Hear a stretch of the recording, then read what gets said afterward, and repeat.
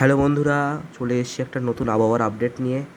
এই মুহূর্তে যেটা দেখা যাচ্ছে যে ঘূর্ণিঝড় রিমাল কিন্তু এই জায়গাটায় আস্তে আস্তে ফর্ম হতে শুরু করে দিয়েছে। আমি ঘূর্ণিঝড় রিমালের খবরে পরে আসি, আমি আগে দেখিনি যে আমাদের এই বঙ্গের এখন কী অবস্থা। বঙ্গে কলকাতায় কিন্তু এখন বেশ একটা ভারী মেঘ জমেছে, আপনারা দেখতেই পাচ্ছেন বেশ ভারী মেঘ। সেই ভারী মেঘ কিন্তু এই সুন্দরবনের অঞ্চলেও কিন্তু একটু ভারী মেঘ আছে। সুন্দরবন এবং 2 চব্বিশ পরগনা এবং খুলনাতে, স্পেসিফিক্যালি খুলনাতে কিন্তু বেশ ভালো রকম একটা মেঘ দিঘি দেখা যাচ্ছে।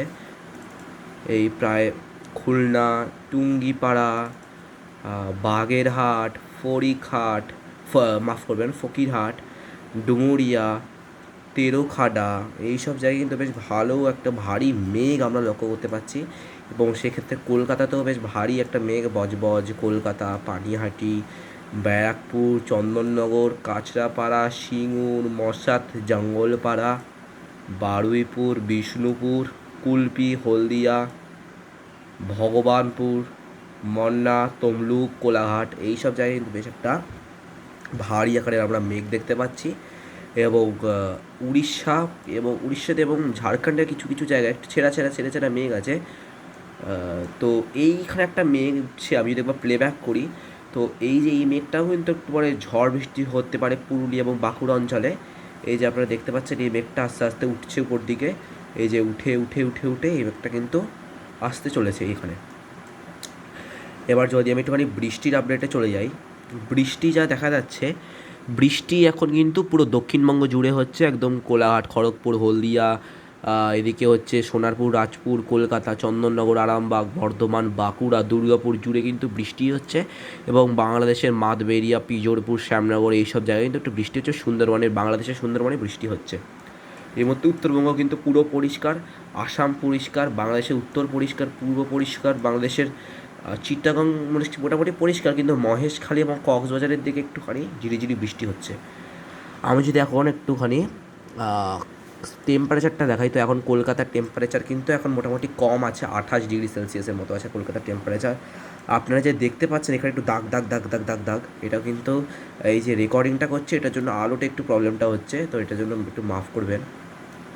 28 ডিগ্রি, বাঁকুড়াতে কিন্তু 27, কোথাও কোথাও 27 হয়ে গেছে। এখন পুরুলিয়াতে একটু গরম, 36, কেননা পুরুলিয়াতে বৃষ্টিটা হয়নি, বাঁকুড়াতে হয়েছে, যেন 27 28 হয়ে গেছে বৃষ্টিটা, তাপমাত্রা সরি।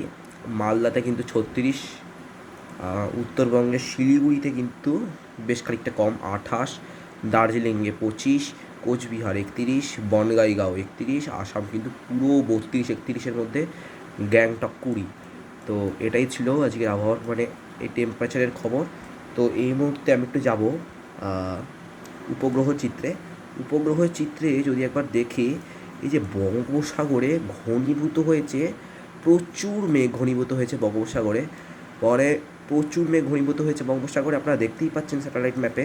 এখানে আইএমডিও জানিয়ে দিয়েছে, আপনারা দেখুন এখানে আইএমডিও জানিয়ে দিয়েছে এখানে কত পরিমাণে মেঘ, কত মেঘ আপনারা দেখতেই পাচ্ছেন, অনেক মেঘ, এখানে মেঘ, এখানে মেঘ, আমাদের বঙ্গে বঙ্গে মেঘ, বঙ্গোপসাগরটা কিন্তু জলীয় বাষ্প হু হু করে আসছে। আমি যদি একবার উইন্ডে যাই, ঘূর্ণিঝড় রেমাল কিন্তু আস্তে আস্তে বেশ শক্তি বাড়াবে। 21 তারিখ যদি একবার যাই, কালকের মধ্যে কিন্তু ঘূর্ণিঝড় তৈরি হয়ে যাচ্ছে, ওকে। এবং এই যে এখানে একটা ঘূর্ণিঝড় যে ফর্ম হচ্ছে, এখানেও কিন্তু একটা ঘূর্ণাবর্ত ফর্ম হচ্ছে কেরালার আশপাশে। তো এইটা কি ঘূর্ণিঝড় হয় আমরা দেখি 22 তারিখ, না 22 তারিখ একটা ছোটোখাটো নিম্নচাপ হয়ে কেরালায় আসছে পড়বে, কিন্তু এইটা কিন্তু বঙ্গোপসাগরের ঘূর্ণিঝড়টা কিন্তু বেশ আকার নিচ্ছে, বেশ একটা সুস্পষ্ট নিম্নচাপ হয়ে যাচ্ছে নিম্নচাপটা। আমি যদি একবার উইন্ড গাস্টে যাই, তো উইন্ড গাস্টে গেলে আপনারা ভালো করে দেখতে পারবেন, উইন্ড গাস্টে গেলে যে বেশ আকার নিয়েছে প্রায় ঘূর্ণিঝড়টা, প্রায় আপনার গতিবেগ অ্যাচিভ করেছে 70 কিলোমিটার, বেশ অ্যাচিভ করেছে ঘূর্ণিঝড়টা। 23 তারিখ কিন্তু বেশ একটা ভালো নিম্নচাপ আন্দামানের উপর দিয়ে বয়ে যাবে এবং কিন্তু বেশ একটা ভারী আকারের নিম্নচাপ পরিণত হবে। 24 তারিখও তাই, এটা 24 তারিখ ঘূর্ণিঝড়ে পরিণত হবে। একবার যদি দেখাই আপনাদেরকে, বেশ ভালো ঘূর্ণিঝড়ে অ্যাচিভ করেছে, প্রায় স্পিড আপনারা যদি দেখাই প্রায় 100, প্রায় 95 কিলোমিটার, 93, প্রায় 95 কিলোমিটার অ্যাচিভ করেছে।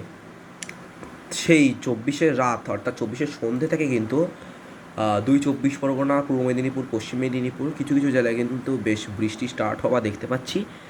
ত্রিপুরাতে একটু একটা অঞ্চলে বৃষ্টি আছে, রাতের দিকে, 24 তারিখ রাতের দিকে।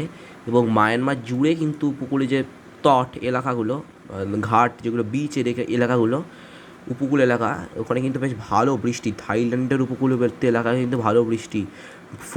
ফুকেটেও ভালো বৃষ্টি, থাইল্যান্ড ফুকেট এবং ব্যান্ডা আছে এইসব, মানে এত বড় ঘূর্ণিঝড়টা আসলে, তো এর জন্য বৃষ্টিটা বেশ ছড়িয়ে হচ্ছে।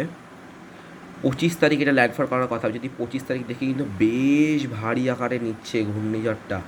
প্রায় প্রায় 60 মিলিমিটার বৃষ্টি সমুদ্রের উপরেই হয়ে যাচ্ছে।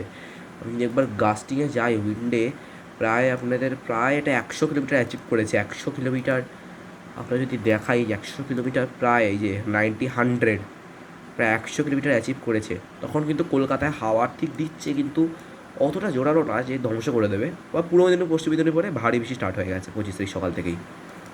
25 তারিখ বিকেলবেলা যদি একবার যাই, বা 25 তারিখ বিকেলবেলা কিন্তু আছড়ে পড়তে পারে এই সাইক্লোনটা প্রায় দীঘা, মন্দারমণি, গঙ্গাসাগর, ফ্রেজারগঞ্জ, হলদিবাড়ি এবং বাংলাদেশের কলাপাড়া, খেপুপাড়া, কুয়াকাটা, এটা কি হাতিয়া, লালমোহন, চারফাসন, ডাশমিনা, বাওভাল, ভোলা, এইসব জায়গায় কিন্তু বেশ প্রায় গতিবেগ প্রায় 110 কিলোমিটার প্রতি ঘন্টায় বাংলাদেশে আছড়ে পড়বে ঘূর্ণিঝড়টা। বাংলাদেশ না, সরি, এটা কিন্তু সাইড এফেক্ট বাংলাদেশে আসবে, আছড়ে তো পড়বে আমাদের পশ্চিমবঙ্গে।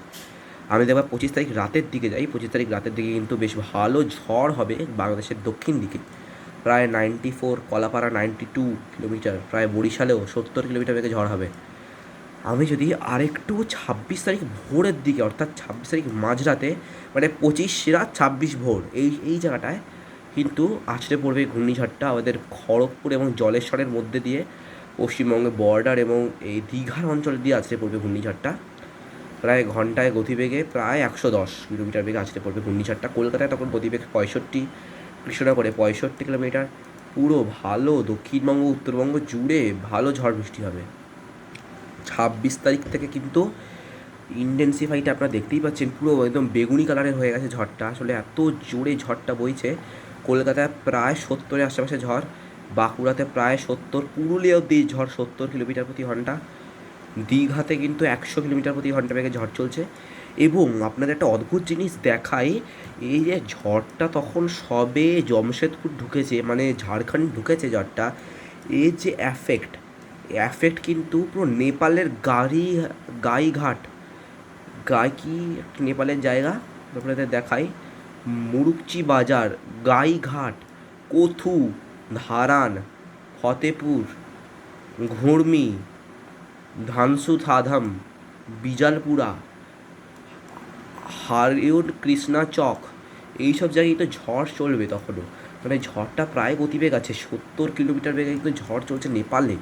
এই ঘূর্ণিঝড়টার জেরে 70 কিলোমিটার বেগে ঝড় নেপালে। আর তাহলে দীঘার অবস্থা তো ছেড়েই দিন আপনি। আর বৃষ্টি যদি একবার দেখাই, দেখুন বৃষ্টিটা কত ভয়ানক আকার বৃষ্টিটা নিয়েছে পুরো উড়িষ্যা। এবং সবচেয়ে বেশি আপনারা জানেন ক্ষতিগ্রস্ত কোনটা হবে? উড়িষ্যা। কেননা পশ্চিমবঙ্গ থেকে কিন্তু আপনারা এটা, এই যে একটা কথা জানাই, এটা হয়তো কেউ ওয়েদার আপডেট কেউ মানে যারা দেয় সেটা হয়তো কেউ বলেন না, এই যে ঘূর্ণিঝড়টা যে আঘাত আনছে তো দীঘাতে, এবার দীঘার বাঁ পাশে আপনার সবাই মনে রাখবেন, ঘূর্ণিঝড়ের বাঁ পাশে কিন্তু প্রচণ্ডভাবে বৃষ্টি এবং মেঘ জমা হয়। ওই জন্য বাঁ পাশে ঘূর্ণিঝড়ের কিন্তু প্রচুর বৃষ্টি হয়, সেক্ষেত্রে কিন্তু ডান দিকে কিন্তু অতটা বৃষ্টি হয় না। আপনি এই ঘূর্ণিঝড়টা যদি এইখানে যদি বাংলাদেশের দিকে যেত, তাহলে কিন্তু কলকাতায় কিন্তু পুরো ভাসো অবস্থা হয়ে যেত কলকাতায়। তো এটাই ছিল একটা বলার, একটা ফ্যাক্ট যেটা বলার, এটা কিন্তু আপনাদের কেউ বলবে না, ইভেন কেউ আইএমডিও বলবেন এটা আপনাদের। 40 কিলোমিটার হচ্ছে এমনি নর্মাল হাওয়া গতিবেগ, প্রায় বেশ ঝোড়ো বাতাস বইছে। আমরা যদি একটু থান্ডারস্টর্ম অ্যাক্টিভিটিটা দেখাই, থান্ডারস্টর্ম কিন্তু ভালোই বেশ হবে। থান্ডারস্টর্মটা আপনারা দেখতেই পাচ্ছেন কত আকারে নিচ্ছে থান্ডারস্টর্মটা, পুরো একদম মানে দক্ষিণবঙ্গ জুড়ে ঝড় বৃষ্টি চলবে। 25 তারিখ তো পুরো ঝড় বৃষ্টি দক্ষিণবঙ্গে। সবচেয়ে বেশি আমি বলবো 25 এবং 26, শনি ও রবিবার যেন কোনো মৎস্যজীবীদের সমুদ্রে যেতে নিষেধাজ্ঞা হয়, কোনো মৎস্যজীবী যেন সমুদ্রে না যান, 25 আর 26। তো এটাই ছিল আবহাওয়ার খবর। ঘূর্ণিঝড় রিমাল ধেয়ে আসছে, ঘূর্ণিঝড় রিমালের সতর্কবার্তা আপনারা আমাদের চ্যানেলে পেয়ে যাবেন এই ভিডিওতে। তো আজকের জন্য আমি সেটুকুই, ভালো থাকবেন, সুস্থ থাকবেন, টাটা।